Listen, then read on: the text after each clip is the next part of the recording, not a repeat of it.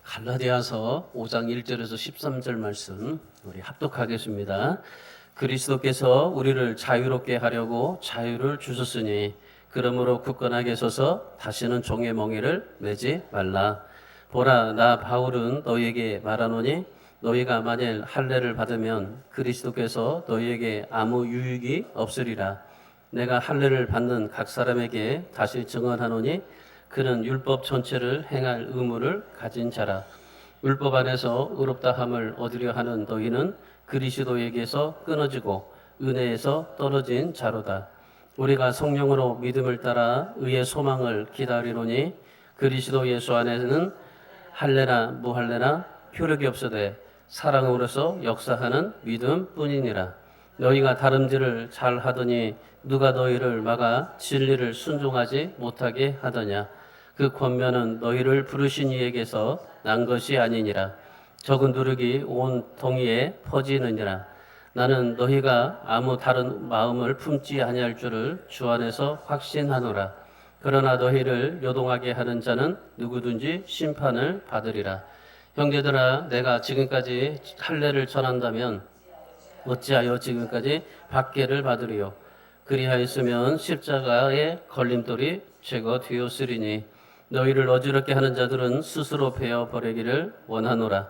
형제들아, 너희가 자유를 위하여 부르심을 입었으나 그러나 그 자유로 육체의 기회를 삼지 말고 오직 사랑으로 서로 종노릇 하라. 아멘. 하나님께서 우리 인간에게 주신 가치들이 참 많습니다. 우리에게 여러 가지 많은 행복도 주시고 물질도 주시고 가정도 주시고 자녀도 주시고 여러 가지 많은 것들을 우리에게 주셨는데 하나님께서 우리에게 주신 그런 가치 중에서 가장 가치 중에 하나가 뭘까 생각해 보면요, 그건 자유입니다. 자유. 우리 안에 이런 내 안에 자유가 없으면요 모든 것이 다 속박당할 수밖에 없어요. 내 안에 자유함이 없으면요 모든 것들이 다 답답할 수밖에 없습니다. 여러분, 우리가 한 가지 어떤 근심 걱정이 있어 보세요. 잠을 못 이루잖아요. 그러니까 우리가 여러 가지 많은 인생의 가치들이 있는데 그 가치 중에 가장 최고의 가치가 바로 자유입니다. 그래서 이것을 위해서 이 목숨을 걸고 투쟁하지 않습니까? 지금도 이 자유를 얻기 위해서 투쟁하는 사람들 참 많습니다. 그런데 여러분, 아무리 우리가 자유를 원한다고 해도 그 자유가 다 내 것이 될 수는 없다 이거죠. 여러분, 스카이다이버가 이 하늘에 쫙 올라가서 이제 그 비행기든지 아니면 그 높은 산에 올라가서 이제 그 다이빙을 합니다. 그 다이빙을 하는데 자기는 낙하산이 필요 없다고 공중에서 뛰어내려 보십시오. 그러면 어떻게 될까요? 그건 자유가 아니라 땅에 이제 그 내려가다가 처박혀서 죽을 뿐입니다. 그리고 우리가 아무리 내가 자유를 원한다고 해도 그런데 그 자유에게도 질서가 있고 법칙이 있는 겁니다. 미국이 영국의 식민지였을 때예요. 이 영국은요, 이 미국을 식민지로 삼고 그리고 식민지로 남아 있기 위해서 이제 그 여러 가지 많은 각종의 세금을 부과시켰던 때가 있습니다.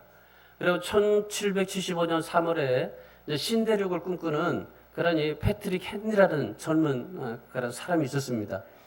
이 사람이요 뭐라고 얘기하냐면요, 자유 아니면 죽음을 달라고 얘기를 했어요.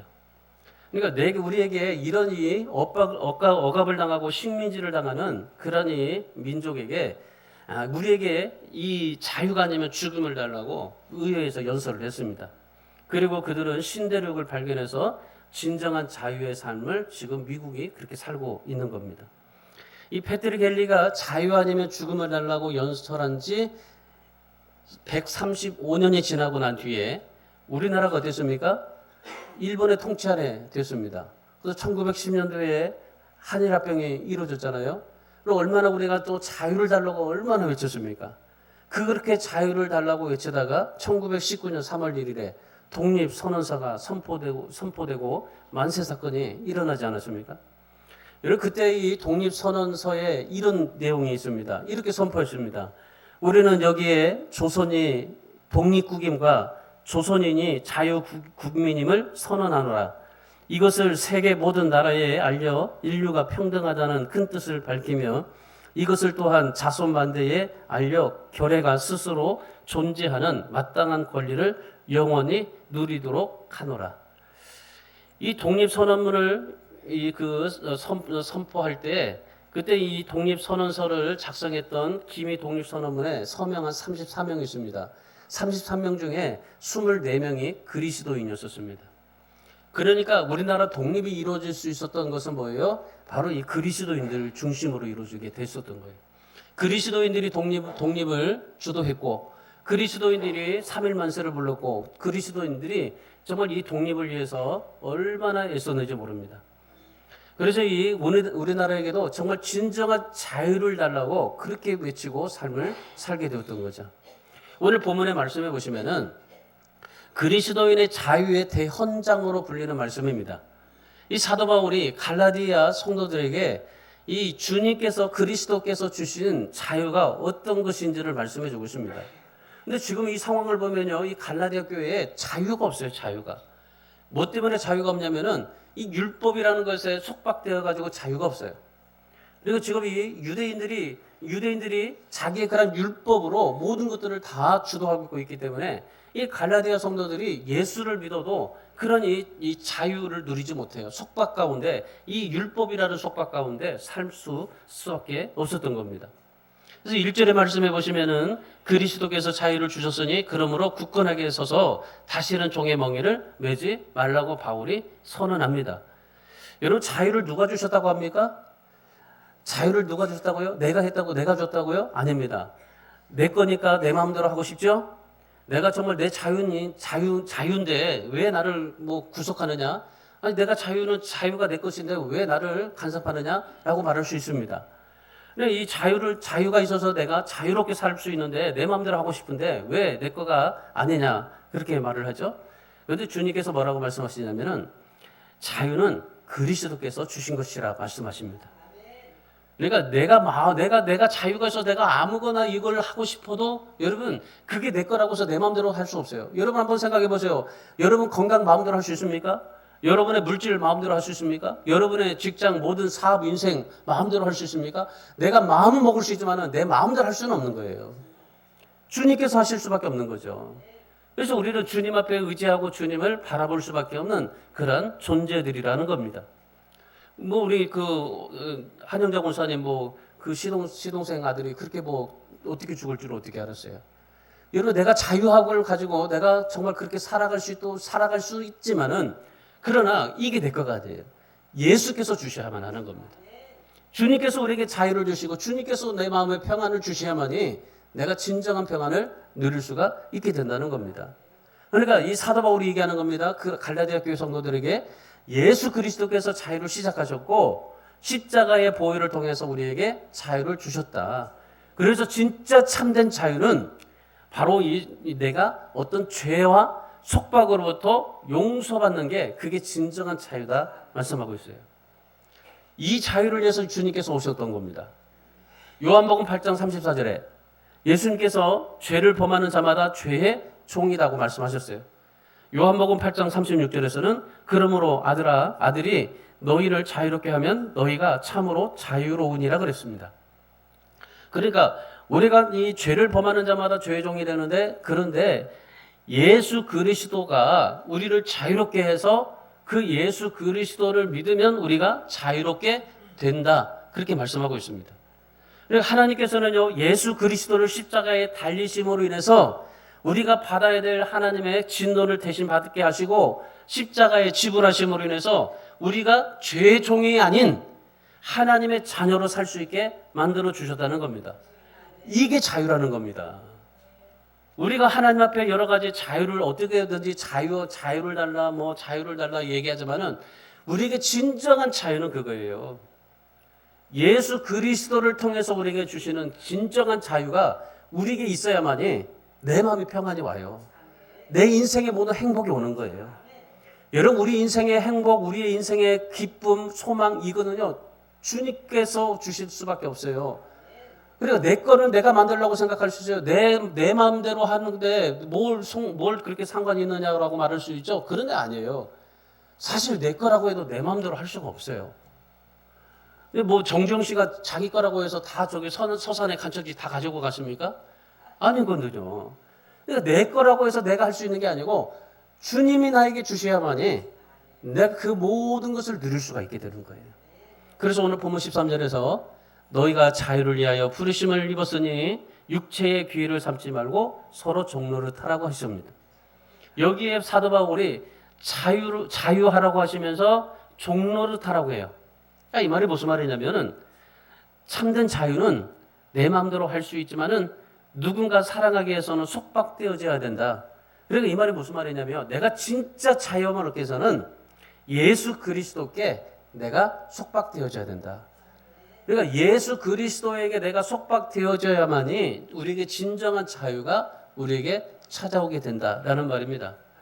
여러분 예수 그리스도가 나에게 찾아오시게 돼서 내가 속박되어진 모든 것들이 다 풀려지게 되고 그리고 내가 예수 그리스도께로 속박되어질 때 그때 어떻게 될까요? 그러려면 어떻게 해야 될까요? 그러려면요 나를 포기해야 되는 거예요. 나라는 존재가요 내세워지면은 그리스도가 내 안에 들어올 수가 없어요. 나라는 것이 포기되어지고 그리고 정말 다른 사람을 위해서 희생하고 헌신할 때 그럴 때 우리에게 뭐가 와요? 바로 이 주님께서 주시는 진정한 자유가 우리에게 오게 되는 겁니다. 예수님을 보십시오. 예수님은 자기를 포기하고요 십자가에 못 박혀 죽으셨어요. 이거 오직 하나님 앞에 속박되어진 거죠. 그러니까 예수님께서 이 세상에서 우리에게 이렇게 인생을 살라고 모범으로 보여주신 분이 예수 그리스도십니다. 그러니까 예수 그리스도가 사셨던 삶을 우리가 닮기만 한다면은 하나님께서 어떠한 마음과 어떠한 뜻과 어떠한 생각을 가지고 사셨는지에 대해서 모든 것을 알 수가 있어요. 왜냐하면 예수님은 이 세상에 오셨을 때 하나님의 뜻과 하나님의 모든 계획 속에서만 살았기 때문에 그러니까 예수님이 이 세상에 오셔가지고 자기 마음대로 살지 않았어요. 왜냐하면 나도 하나님이고 내가 하나님의 아들이고 그리고 나도 창조주신데 내 마음대로 하면 되지 않나고 싶죠. 그러니까 하나님께서 이 세상에 오셔가지고 십자가에서 죽어야만이 우리가 죄로부터 해방된다라고 말씀하셨을 때 아니 하나님 왜 그렇게만 해야 돼요? 내가 꼭 죽어야만 됩니까? 안 죽고도 이 많은 인간들 다 내가 구원할 수 있잖아요. 그렇게 할 수 있어요. 예수님께서 자기에게 주신 자유를 가지고 내 마음대로 할 수가 있어요. 그런데 주님께서 마음대로 하셨을까요? 마음대로 한 번 적이 없어요. 십자가에서 죽으라? 죽었죠. 그리고 로마 군인들에게 잡혀가라? 잡히셨죠. 베드로가 정말 그렇게 3번씩이나 저주해도 감싸주고 사랑해주라? 그러니까 사랑해줬죠. 가룟 유다가 배신하고 정말 나를 팔아버린 걸 알면서도 그런데 여전히 하나님의 뜻을 위해서 순종하시죠. 그러니까 하나님께서 모든 것을 하라고 하셨을 때 십자가에서 죽으라 하니까 죽었고 그리고 무덤 속에 3일 동안 있으라니까 있었고 또 부활하라고 하니까 부활시켰고 또 오른편에 우편에 앉아 있으라니까 또 주님께서 우편에 앉아 계셨고 예수님께서 이 세상에 오셔서 한 것은요 오직 하나님의 전적인 순종입니다. 하나님 앞에 순종한 것밖에 없어요. 그렇다면 오늘 우리가 인생을 삶을 살아갈 때 우리는 어떻게 삶을 살아야 됩니까? 예수 그리스도께 순종하면서 삶을 살아야 되지 않겠습니까? 이것이 우리에게 진정한 자유인 겁니다. 예수님처럼 정말 자유롭게 삶을 살아갈 수 있다면은 나 자신을 포기하고 십자가에 못 박혀 죽으신 예수님을 닮아갈 수 있어야 되는 겁니다. 여러분 지금 여러분의 인생을 지금 속박하고 있는 게 뭔지를 한번 생각해 보세요. 지금 나를 붙잡고 있고 나를 힘들게 하고 나를 어렵게 하고 있는 것이 무엇인지를 한번 생각해 보십시오. 성공일까요? 돈일까요? 이기심일까요? 욕망일까요? 여러분 우리는 이런 것들이 나를 자꾸 속박시켜요.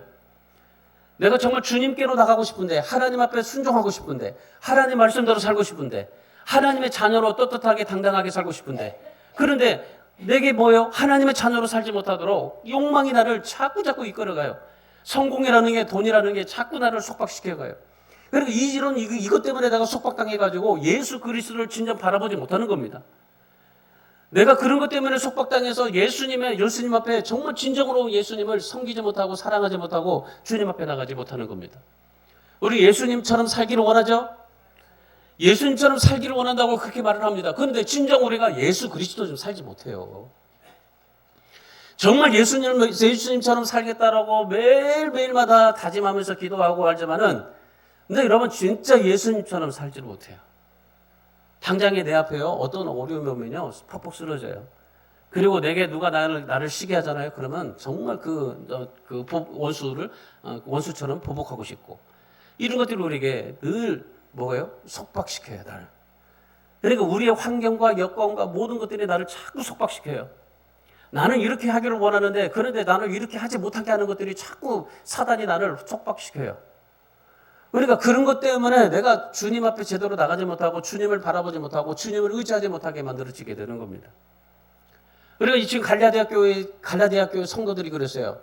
정말 이 사도 바울이 전한 복음으로 예수 그리스도를 믿고 예수 그리스도 안에서 자유함을 가지고 예수 그리스도를 믿으면 그 십자가의 보혈로 우리의 모든 그 죄를 씻어줄 뿐만 아니라 하나님의 자녀가 되었고 천국 갈 수 있는 길을 열어주셨는데도 불구하고, 그런데 어떻게 삽니까? 예수 그리스도를 믿으면 구원받고 천국 가는 게 아니라 할례를 받아야만이 천국 간다고 지금 이 율법주의자들이 그렇게 지금 얘기하고 있는 겁니다. 그리고 지금 갈라디아 교회 성도들이 예수를 믿었어요. 그런데 예수를 믿었는데 율법주의자들 때문에 이 율법을 지켜야 되고 그리고 할례를 받아야만이 구원받고 하나님의 나라의 백성이 될 수 있다. 그렇게 지금 얘기하고 있는 거예요. 그러니까 지금 갈라디아 교회 성도들이 뭐 때문에 지금 이 속박을 받아요? 할례. 이 할례라는 것 때문에 이 지금 속박받아 가지고 하나님 앞에 더 나갈 수 있어야 돼요. 하나님 앞에 신앙생활하고 하나님이 원하는 것을 이루어야 되고 하나님의 뜻을 이루어야 되는데, 근데 이 뜻을 이루지 못하고 이 율법의 속박에 의해서 더 나가지 못하는 거예요. 우리도 마찬가지입니다. 우리도 신앙생활하다 보면요, 내가 하나님 앞에 신앙생활하고 하나님이 기뻐하시고 하나님 앞에 영광 돌리는 삶을 살기를 원하는데, 그런데 우리에게 자꾸 묶여요. 나를 속박하는 것들이 너무나 많아요. 그래서 여러분, 오늘 이 갈라디아 교회의 성도들을 보면서 이런 속박으로부터 자유하고 예수님처럼 살아가려면 어떻게 해야 될까? 그리스도께서 우리에게 주신 자유가 있는데 이 자유를 누리려면 우리가 어떻게 해야 될까? 성경에서 말하는 자유가 어떤 자유고, 그리고 사도 바울이 지금 이 갈라디아 교인들에게 진정 너희가 예수 그리스도께서 주신 자유를 누리고 그리고 자유를 가지고 살아가라고 말씀하셨을 때, 그러면 내가 인생을 살아가는데 진짜 내가 자유롭게 살아갈 수 있는 방법이 뭘까? 그 어떤 것에서 속박당하지 않고, 아니 내가 속박을 당한다 할지라도 그것에서 자유함을 가지고 평안하게 모든 것이 감사하고 하나님 앞에 영광 돌리며 살아갈 수 있는 비결이 무엇일까? 자, 오늘 이 사도 바울이 이 말씀을 통해서 세 가지를 제시합니다. 첫 번째, 진정한 우리가 하나님 앞에 자유함을 누리려면요, 은혜를 떨어지지 않게 하셔야 돼요. 하나님이 우리에게 은혜를 주셨어요. 이미 여러분에게 예수 그리스도가 십자가에서 죽으시고 여러분을 구원해 주셨고 죄의 종으로부터 모든 속박으로 다 꺼내 주셨고 그리고 천국 갈 수 있도록 하나님께서 모든 것을 만들어 주셨습니다. 그러니까 하나님께서 우리에게 주시는 놀라운 은혜, 이 하나님의 은혜가 우리에게 너무나 많아요. 그런데 여러분, 이 은혜를 우리가 어떻게 해야 할까요? 이 은혜를 날마다 지켜내고 그 은혜롭게 살아가고 은혜를 내가 추구하면서 삶을 살아야 되는데, 그런데 이 은혜가 자꾸 떨어져요. 아니 하루하루 가면서 하루하루 살면서요, 은혜가 자꾸 떨어져요. 1월 1일 날은 은혜가 정말 만땅했어요. 그런데 조금씩 하다 보니까 지금 벌써 8월 달이에요. 8월 달이다 보니까 지금 중간에 와 있어요. 그리고 12월 달 가면 어떻게 해요? 바닥이에요, 바닥. 여러분, 그러니까 이 은혜가 자꾸 이렇게 떨어져요. 저도 그 목사를 하면서 신학교 다녔을 때 1학년 때는요, 목사예요, 목사. 2학년 때는 간도사. 3학년 때는 전도사. 4학년 졸업할 때는요, 성도가 돼버려요. 그만큼 목사로 정말 열정을 가지고 갔다가 이 성도로 졸업하는 게 그게 이 신학교예요. 보통 그런 이 신학교에서 그렇게 돼요. 그러니까 이 처음에 1학년 때 그 목사의 그 심적으로 막 뜨거움으로 그렇게 가지는 못해요. 여러분, 우리에게 정말 중요한 게 그겁니다. 이 하나님의 주신 은혜를 어떻게 간직하고 어떻게 은혜를 자꾸 내 안에서 되새기고 이 은혜를 날마다 내 안에서 충만히 하고 이 은혜를 날마다 내 속에서 막 새롭게 넘치게 할 수 있는 것이 이것이 우리에게 중요한 거예요. 신앙생활 속에서. 본문 4절 말씀 보십시오. 자, 본문 4절에 보면 율법 안에서 의롭다 함을 얻으려 하는 너희는 그리스도에게서 끊어지고 은혜에서 떨어진 자로다. 지금 이 갈라디아 교인들이 어땠어요? 그리스도에게서 끊어지고 은혜에서 떨어지고 있어요. 처음에는 예수 믿어가지고 그냥 엄청난 예수 때문에 눈물 흘리고 밤잠을 설치면서 주님만이 좋아요. 주님밖에 없어요. 주님이면 최고예요. 주님이면 모든 것이 다 정말 만족합니다. 내게 뭐 다른 거 없어도 됩니다. 주님만 있으면 됩니다. 그렇게 삶을 살았던 그 갈라디아 교인들이 지금은 어떻게 해요? 은혜가 다 떨어지고 있는 거예요. 유대인들은 13세가 되면 할례를 행합니다. 남자들에게도 할례를 하죠. 그런데 이 할례에 대해서 사도 바울이 뭐라고 말하냐면은 3절 말씀을 보세요. 3절에 보면은 율법 전체를 행할 의무를 가진 것이다 그래요. 그러니까 이 말은 무슨 말이냐면 할례를 받지 않으면은 할례를 받자마자 율법에 매여 있다는 겁니다. 그리고 그 율법을 행할 의무를 가져야 된다는 거죠. 그러니까 할례를 받는 순간 율법에 매여서 율법을 행해야만 하는 의무를 가지게 된다. 그래서 유대인들은요, 할례를 받자마자 이 할례에 매여요. 그러니까 이 할례를 받으면 이 율법에 매여요. 율법에 매여가지고 율법을 지킬 의무를 가지고 살아요. 그러니까 율법을 지키지 않으면 안 되는 거예요, 이분들이. 그래서 율법으로 사는 자는 그리스도에게서 끊어지고 은혜에서 떨어진 자다, 그렇게 말씀하는 거예요, 사도 바울이. 그리고 오늘 우리는 어떻게 살라는 거죠? 그 율법이 아니라 그리스도의 은혜로 살아야 된다는 거죠. 여러분, 진짜 여러분에게 하나님의 은혜 주시지 않으면 살아갈 수 없습니다. 여러분에게 진짜 성령이 떠나버리세요. 인간밖에 남지 않잖아요. 성질밖에 안 남아요. 이거 하나님의 은혜가 우리에게 떨어지면요, 내게 아무것도 없는 거예요. 그냥 인간 자체, 그냥 그 인간으로서의 그냥 본 모습, 이것밖에 없어요. 그런데 지금 내가 이렇게 살고 있는 것은 뭡니까? 내가 정말 옛날에는 나가서 한가닥을 했는데 지금 이렇게 하나님 앞에, 얌전하게 하나님 앞에 신앙생활하는 이유가 뭡니까? 하나님의 은혜 주셨기 때문이에요. 그 은혜로 지금 살고 있기 때문이에요, 여러분. 지금 이 갈라디아 교회 성도들이 그 율법에 매여가지고 율법을 살다 보니까 그리스도에게서 끊어지고 은혜에서 떨어진 자가 되어버렸어요. 그렇다면 은혜에서 떨어지지 않게 하려면 어떻게 될까요? 자, 5절 말씀을 보세요. 자, 5절, 본문의 5절 말씀. 자, 5절 같이 읽습니다. 우리가 성령으로 믿음을 따라 의의 소망을 기다리노니. 자, 은혜에 떨어지지 않게 하려면 어떻게 될까요? 세 가지. 이 세 가지를 실천하셔야 돼요. 첫 번째가 뭡니까? 성령으로. 그 다음에 두 번째가 뭡니까? 믿음을 따라. 세 번째는 의의 소망을 기다리라. 자, 여기서 성령으로라는 말은 무슨 말이냐면요, 성령의 능력을 받고 믿음에 따라서 믿음으로 살고 의의 소망이다 라는 이 말은요, 구원을 받고 완전한 구원이 이루어질 때까지 예수 그리스도를 닮아가라 하는 겁니다. 그래서 의의 소망입니다. 그러니까 예수 그리스도가 의이기 때문에 그 의를 소망하라. 예수 그리스도를 소망하면서 살아라, 이 말입니다. 그러니까 우리가 하나님 앞에 은혜 떨어지는 이유가 뭘까요? 성령이 없어요. 믿음이 없어요. 의의 소망, 예수 그리스도를 소망하지 못하고 살아가고 있는 거죠.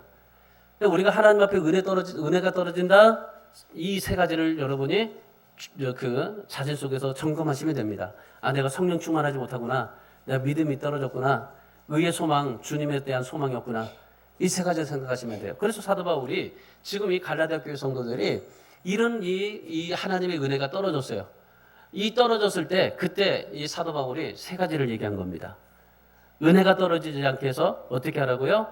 내 육체와 감정에 따라서 내 마음대로 살지 말고 성령의 능력을 받고 믿음을 따라서, 그리고 영원한 생명을 얻는 날까지 예수 그리스도를 소망하면서 기다리면서 살아라. 오늘 이 세 가지를 여러분이 지킨다면 여러분도 은혜 속에서 강하게 살아가게 될 줄 믿습니다. 여러분, 오늘 이 그런데 우리가 사실 생각해 보면요, 참 이렇게 은혜로 살며 산다고 하지만, 그런데 그렇게 살지는 못해요. 뭐 매일 성령 충만한 것도 아니고, 매일매일마다 믿음에 따라서 사는 것도 아니고, 또 늘 순간순간마다 의의 소망이신 예수 그리스도를 기다리면서 살아가는 것도 아니고, 대부분 여러분 보면요, 자기가 하고 싶은 대로 삽니다. 다 그래요. 목사도 그렇고 여러분 다 그럴 거예요 아마. 내가 하고 싶은 대로 살지 않습니까? 내가 하고 싶은 대로 산다는 것은 무슨 말일까요? 육체의 소욕대로 산다는 거예요. 지금 사도 바울이 뭐라고 그래요? 갈라디아 교회들이 육체의 소욕대로 살고 있다. 하나님의 은혜로 살고 있지 않다는 거죠. 은혜로 살지 않으니까 뭐예요? 그리스도에게서 끊어지고 은혜가 떨어진다. 그렇게 말씀하고 있죠. 갈라디아서 5장 17절에서 사도 바울이 뭐라고 말합니까? 육체의 소욕은 성령을 거스리고 성령은 육체를 거스리라니 이 둘이 서로 대적함으로 너희가 원하는 것을 얻지 못한다. 예수님께서도 뭐라고 말씀하시냐면요, 너희가 은혜로 구원받았으면은 은혜대로 살아라. 너희가 하나님의 은혜로 구원받았는데 구원받은 은혜로 살아야지. 왜 네 마음대로 육체의 소욕대로 살려고 하느냐 이 말이에요. 그래서 주님께서 말씀하신 게 뭐예요? 용서하고 용납하고 사랑해라. 그래서 사랑이 첫 번째 계명이다. 그렇게 말씀하고 있는 거예요. 이걸 주님은 뭐라고 그래요? 은혜로 사는 법이다. 사도 바울은 은혜로 사는 법은 뭐라고 그랬어요? 아까 성령으로 믿음으로 의의 소망이신 예수 그리스도를 바라보고 기다리면서 사는 것. 예수님께서 은혜로 사는 세 가지 비결을 뭐라고 그랬어요? 용서하고 용납하고 사랑하라. 사도 바울이 오늘 본문 6절에서 그리스도 안에서 사랑으로 역사하는 믿음뿐이다라고 그렇게 말씀하잖아요. 그러니까 오늘 우리가 정말 하나님 앞에 은혜로 살아갈 수 있는 방법은 다른 게 없어요. 이것뿐이에요. 이것뿐. 아까 뭐라고 그랬습니까? 세 가지 기억하세요. 다른 거 다 설교 잊어버려도 이 세 가지만을 꼭 기억하세요. 성령으로, 믿음으로, 의의 소망, 예수 그리스도를 바라보고 인내하면서 살아가자. 우리 사랑하는 성도 여러분, 내가 하나님 앞에 은혜로 살기를 원하는데 은혜로 살지 못할 때가 참 많습니다. 근데 중요한 건요, 은혜가 떨어지지 않게 유지하는 거예요. 정말 내가 하나님 앞에 더 많은 은혜로 막 살고 싶은 그런 욕망이 내게 착 막 충동질하는데, 근데 그렇게 살려고 하다 보니까 어떻게 해요? 낙심하고 실망할 때가 많아요. 근데 중요한 것은요, 신앙생활 잘하는 사람의 비결은 뭐냐면요, 은혜를 떨어지지 않게 내가 관리하고 스스로 점검하고 늘 하나님 앞에 이 은혜를 생각하면서 하나님 앞에 살아가는 사람입니다. 은혜대로 하나님 앞에 살아가시되 은혜가 떨어지지 않게, 여러분이 정말 이 은혜가 떨어지게 만드는 육체의 소욕, 속박 이런 것이 있다면 여러분 이런 것들을 다 이 시간에 좀 벗어버리기를 바랍니다. 그래서 내가 어떤 그런 육체의 소욕 때문에 나를 속박해가지고 내가 하나님의 은혜대로 살지 못하는데 그 모든 것을 버리고, 육신은 나를 속박해도요, 내 안에 있는 그리스도의 사랑은 전혀 그 어떤 것도 나를 얽매이지 못하게 합니다. 그래서 이제 우리가 이 갈라디아 교인들을 보면서 내가 구원받았다면 이제부터는 육체와 감정에 따라서 마음대로 살아가지 마시고 은혜가 떨어지지 않게 해서 세 가지, 성령으로 구원받고 능력받아서 믿음으로 하나님의 자녀가 되어 예수 그리스도를 닮아가고 바라보고 그리고 주님 만날 때까지 기다리면서 하나님 앞에 무엇이든지 정말 그 주님이 주시는 은혜의 자유를 누리면서 살아갈 수 있기를 주님의 이름으로 축원합니다. 두 번째는요, 진리에 순종해야 한답니다. 본문 7절 말씀 보세요. 본문 7절에 너희가 다름질을 잘 하더니 누가 너희를 막아 진리를 순종하지 못하게 하더냐. 지금 갈라디아 교인들이 열심히 신앙생활을 했어요. 정말 유대인들이 뭐라고 핍박을 해도 열심히 신앙생활을 했어요. 누가 나에게 핍박하고 누가 나를 정말 걸림돌을 만들고 누가 나를 뭐 업신여기고 뭐 얼마나 많이 나를 괴롭힌다 할지라도 그거 상관하지 않고 아랑가지 않고 열심히 다름질했어요. 그리스도만을 향해서 다름질했어요. 근데 다름질하고 있는데 그것을 막아버렸어요. 그래서 진리를 순종하지 못하게 했던 겁니다. 유대인 율법주의자들은요, 할례를 받으면 구원받는 백성이라고 여겼습니다. 그래서 이 할례가 구원받은 백성, 선택받은 백성을 가질 수 있는 흔적이고 표시라고 생각을 했어요. 그러니까 이 할례만이 하나님 앞에 구원받고 하나님의 백성이 될 수 있는 흔적, 표식이게 된 거예요. 그러니까 지금 유대인들은 그저 그냥 눈에 보이는 행위, 흔적 이걸 통해서 하나님을 믿었고 그리고 자신들을 나타내는 그런 신앙생활을 했던 겁니다. 근데 여러분 성경에 보면은 그 어떤 할례도 그리스도 안에서 효력이 없다고 그래요. 예수 그리스도를 믿어야지 이 할례를 받았다고 해서 하나님의 백성이고 천국에 다 간다? 아니라는 겁니다. 예수 그리스도를 믿어야 되고 그리스도 안에 있어야만이 구원이고 천국 가는 그러한 비결이다 말씀하고 계세요. 그러니까 이 할례를 받고 할례를 받지 않고의 차이가 그리스도 안에서는요 아무런 의미가 없다는 겁니다. 그렇다고 뭐 여러분 세례를 받아야 되느냐 말아야 되느냐 이것 때문에 이런 걸로요 저 얼마나 논쟁이 많은지 몰라요. 근데 중요한 것은 뭐냐면은 그리스도 안에 있으면 세례를 받게 돼 있습니다. 이 그리스도 밖에 있기 때문에 세례를 안 받는 거지. 그러니까 예수 안에 있으면요 우리가 어떤 할례를 받거나 세례를 받거나 이게 아무런 그런 이 차이가 없는 거예요. 오직 내가 정말 예수 그리스도 안에서 하나님의 백성이 되고 하나님 앞에 하나님이 원하시는 그런 삶을 살아가려면은 뭘 해야 된다는 거예요? 내가 세례를 받았다 세례를 안 받았다 이게 중요한 게 아니라 진리에 순종해야 된다는 겁니다. 하나님 말씀에 순종해야 된다는 것입니다. 예수께 순종해야 된다는 겁니다. 예수님께서 하나님께 절대적으로 순종했듯이 예수님께 진리이신 예수 그리스도께 순종해야만이 그것이 참된 자유다 말씀하고 계시는 겁니다. 예수님께서 어떻게 하셨어요? 이 세상에 하나님께서 이 세상에 가서 십자가에 못 박으라 하시니까 순종하셨잖아요.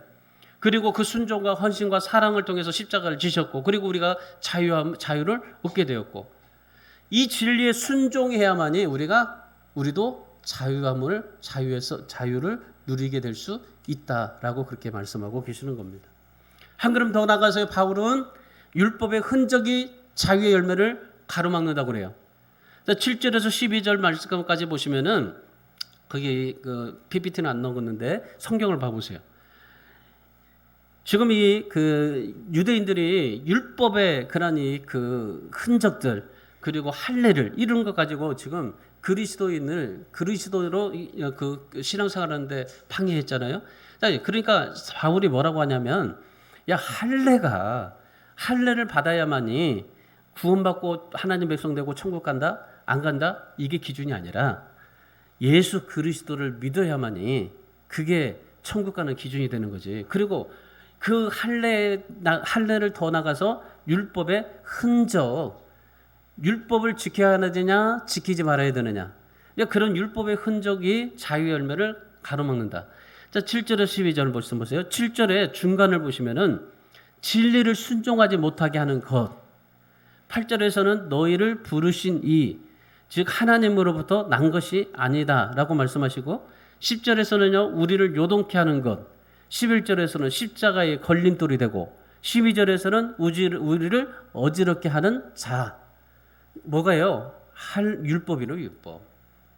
그러니까 지금 이 율법이 이렇게 하고 있다는 거죠. 그리고 우리가 정말 신앙생활할 때 중요하게 여겨야 될 것은 뭐냐면은 이 율법의 흔적이 아니라는 겁니다. 할례를 통한 표식도 아니라는 겁니다. 예수 그리스도께서 하나님 앞에 전적으로 순종했듯이 우리도 진리에 순종해야 한다는 겁니다. 이것이 진정 우리가 지금 해야 될 일이에요.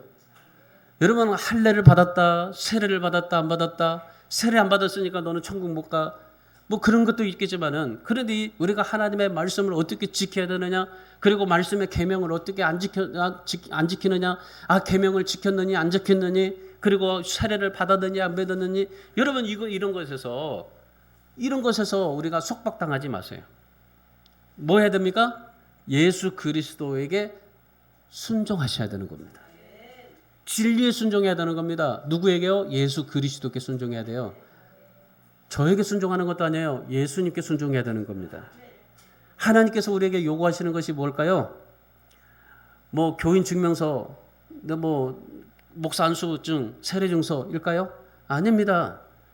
이거는 우리가 이 땅에서 얻어지는 그런 이 증서들이지. 여러분 이제 주님께서 천국에서 우리에게 원하시는 것은 이런 증서들이 아니에요. 우리가 얼마나 많이 하나님 앞에 정말 살아서 하나님 앞에 여러 가지 많은 일을 했느냐 하는 그런 훈장이 아닙니다. 하나님이 우리에게 요구하시는 게 뭘까요? 예수께서 하나님 앞에 전적으로 순종했던 것처럼 너희도 예수 그리스도께 순종하는 것, 진리에 순종하는 것, 말씀에 순종하는 것, 이걸 원하시는 거예요.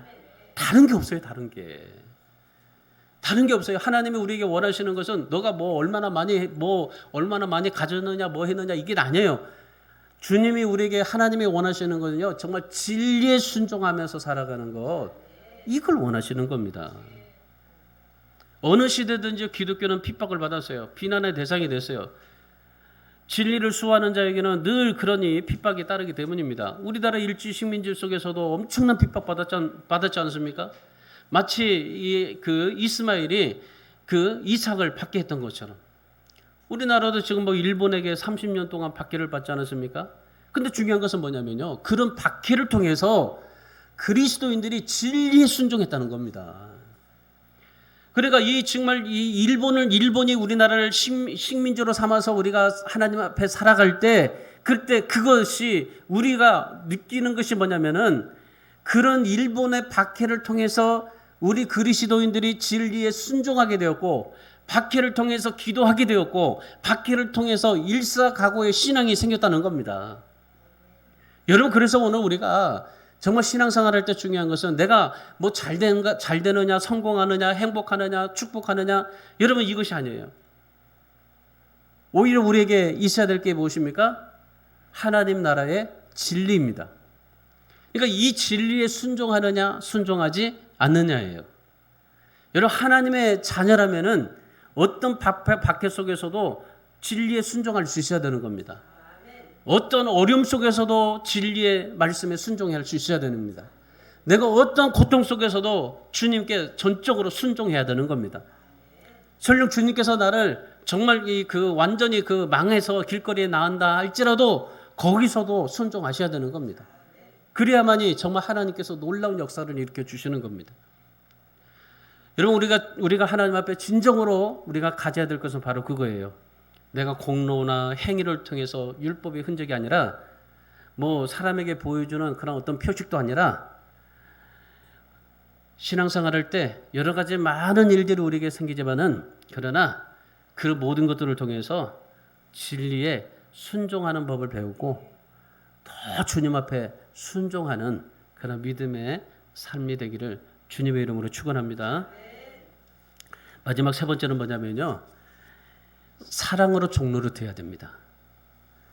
오늘 본문 13절 말씀을 보십시오. 13절에 진정한 자유는 사랑으로 서로 종노릇해야 한다. 이것을 원문적으로 말하면은 사랑으로 섬기라는 말입니다. 그러니까 당시 갈라디아 교회 성도들이 예수를 믿고 난 이후에 율법주의적 신앙으로 돌아가 버렸어요. 그래서 사도 바울이 지금 육체에 주어진 육체대로 살지 말고 율법에 의해서 사랑하지도 말고, 그리고 뭐라 그래요? 주님의 진리 앞에서 서로 사랑하고 이웃을 섬기라고 말씀하고 계십니다. 그러니까 육체의 기회는 죄를 짓는 수단으로 사용되어지는데, 그런데 죄를 짓는 수단이 아니라 뭐예요? 주님 앞에 사랑으로 종노릇하는 그러한 것으로 쓰여지게 되라, 그렇게 말씀하고 있는 겁니다. 여러분, 우리가 이 종노릇한다는 거 한번 생각해 보세요. 종노릇한다. 이 종노릇한다는 것은 뭐예요? 내가 그 사람을 사랑하고 헌신하고 그리고 그 사람에게 온전히 모든 것을 섬길 수 있다라는 말입니다. 그러니까 내가 종노릇하지 않으면요, 그 사람 섬길 수가 없어요. 그러니까 이 사도 바울이 뭐라고 그래요? 종노릇하면서 사랑으로 섬기라. 베드로전서 2장 16절에 보면은 너희는 자유가 있으나 그 자유로 악을 가리는 데 쓰지 말고 오직 하나님의 종과 같이 하라고 그렇게 말씀하십니다. 근데 여기 우리가 주목해야 될 게 뭐냐면은 육체의 기회를 삼지 말고 오직 사랑으로 서로 종노릇하라. 그러나 이 두 가지 한번 좀 기억하셔야 돼요. 그러니까 육체로 종노릇하지 마시고 사랑으로 종노릇하라.